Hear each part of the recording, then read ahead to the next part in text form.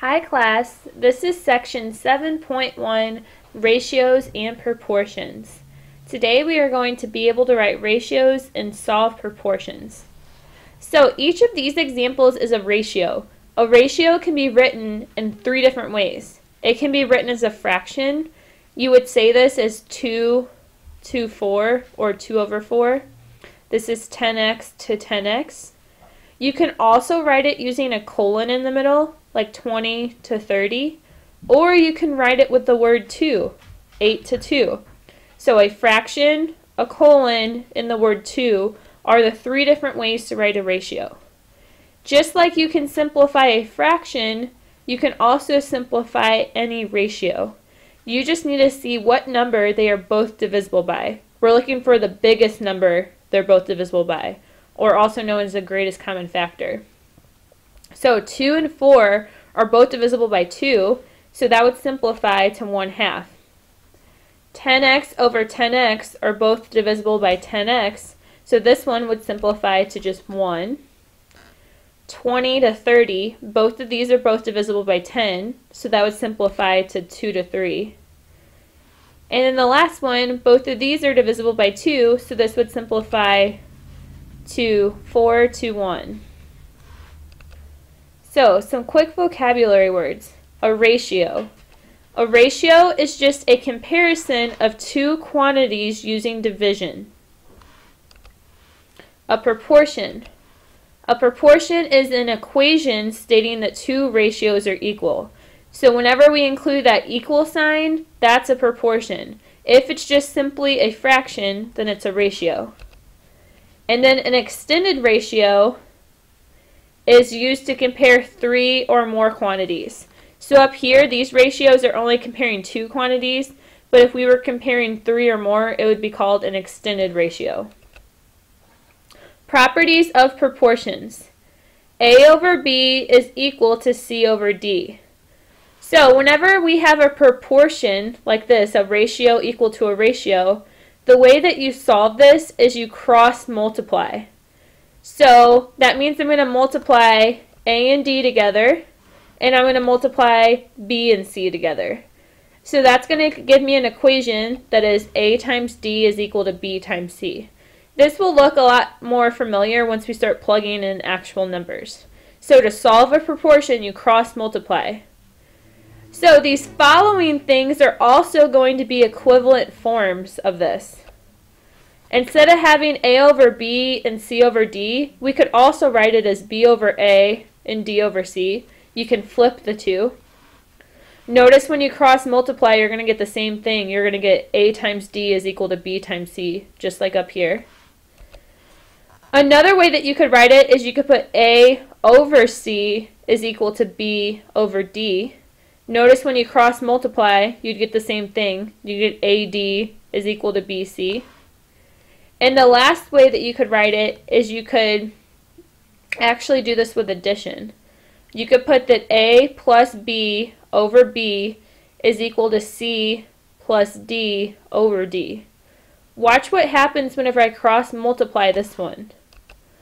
I'm going to get A plus B times D is equal to B times C plus D. Then I need to distribute. I'll get AD plus BD is equal to BC plus BD. Then I can subtract BD from both sides, and I'll get AD is equal to BC. So that shows you that it's equivalent to this proportion. So all of these proportions will give you the same answer. So given that x over y is equal to 5 over 6, we want to complete each statement. So 6x is going to be equal to blank. Well, to get 6x, I'd have to multiply these two. So it should be equal to 5y, because that's what I get if I multiplied these together. So all we're doing is cross multiplying to get that answer. The next one, y over x is going to be equal to 6 over 5. All we did was flip the two ratios. The last one has x over 5. That's going to be equal to y over 6. Your turn. I want you to write a proportion that's equivalent to m over 4 is equal to n over 11. So that's what we just did up here. All of these are equivalent to this given one. So go ahead and write your own. Solving proportions. You solve a proportion by finding the value of the variable. So now we have all numbers and one variable. The way that you solve a proportion is by cross multiplying. So we're going to cross multiply and get 7x is equal to 5 times 12. So 7x is equal to 60, which means that x is equal to 60 divided by 7, which is approximately 8.57. Alright, the next one, we're going to cross multiply to get y. So we're going to have 4 times y plus 3 is equal to 8y. You're going to distribute that 4. Remember, anytime you have parentheses, you need to distribute. We get 4y plus 12 is equal to 8y. You subtract 4y from both sides, and you're going to get that y is equal to 3.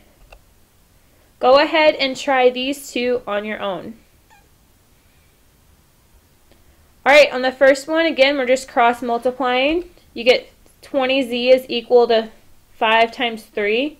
So 20z is equal to 15. And z is equal to 15 over 20, and you always want to simplify it, so that's going to come out to be 3 over 4. The second one, you're going to get 18n is equal to 6 times n plus 6. You distribute, subtract 6n, and divide by 12 to get that n is equal to 3. Now let's try some word problems using this material. Find the ratio of the longer side of the rectangle to the shorter side. So remember, a ratio is just comparing the two quantities. So that's going to be 60 to 30. So we're going to write it as a fraction. That's one of the ways you can write it. And then you need to simplify this. So we're going to get 2 over 1. And that's the ratio comparing this side to this side. In a scale drawing, the scale compares each length in the drawing to the actual real life length. So scale drawings are going to be like maps. You know how on a map sometimes it says 1 inch is equal to 10 miles. That's a scale. The lengths in a scale usually have different units. For example, 1 inch is equal to 10 miles. Those have different units, inches and miles. In a ratio, the units have to be the same. So, the scale can be different, but whenever you write a ratio, you have to use the same units. The scale for a certain map is 1 inch is equal to 2 miles. On the map, the distance from St. Charles West to St. Charles High School is about 2 inches. About how far is this in miles? Well, we're going to be comparing inches to miles. We know that 1 inch is equal to 2 miles. So, if 1 inch is equal to 2 miles, and we know that we have 2 inches as a distance, we're trying to figure out how many miles it is. So that's why we made the miles as an x. To solve this, you're going to cross multiply, get 1x is equal to 2 times 2. So x is going to be 4, which means that the distance is about 4 miles. We can use extended ratios as well. We talked about these at the beginning. This is comparing 3 or more things. We can use ratios to find angle measures in triangles. The ratio of measures of 3 angles of a triangle is 2 to 3 to 4. Find the measure of the 3 angles. So first you're going to want to draw a triangle.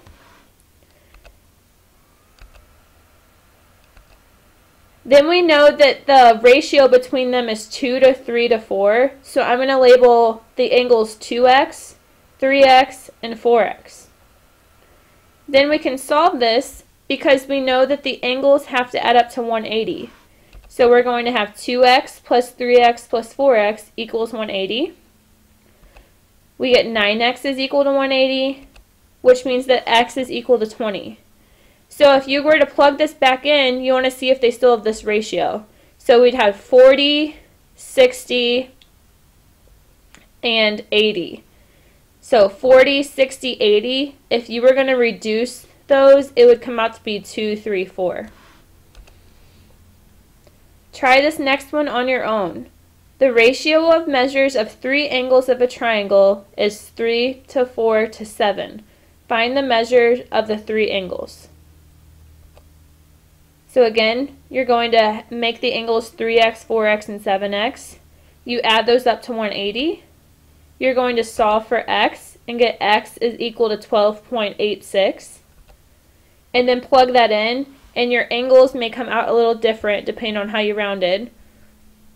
But you should get 38.58 or 38.6, 51.44 or 51.4, and you probably just could round to 90 for the last one, or you could round to 90.02.